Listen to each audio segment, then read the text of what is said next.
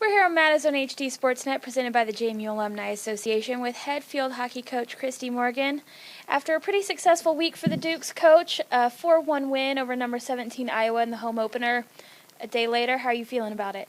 I just feel blessed to have had that experience, to have a little time to process it, and go through what created that experience. It took a lot of work, and I feel like I've got a staff in place that takes care of the details.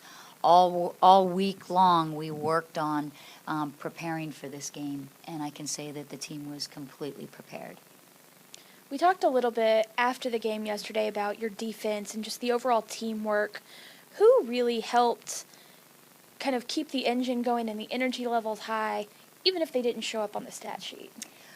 You know, the great thing about that game was that game represented what we've been trying to create here for the last 2 years.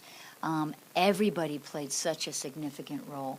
We went into the game, definitely wanted to take out one of their key players and neutralize her so she wasn't a factor, and Hannah Hall did that really, really well. And then we had different people covering at different times, and so I can say that it was a true team effort, and everybody really stood up to the challenge.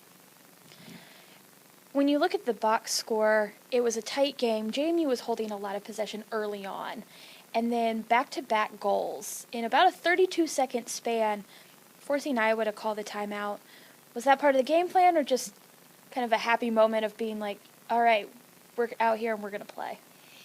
You know, having your first home game and having the prep with the run through the Duke Dog and great music and great setup. I mean, there was an energy about us yesterday, and we know that we can't take any team, we can't take any moment for granted.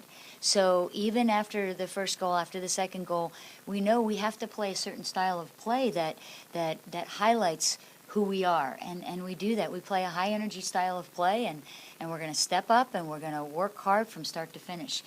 Our first game of the season, we had lapses, and those lapses, we paid for those greatly.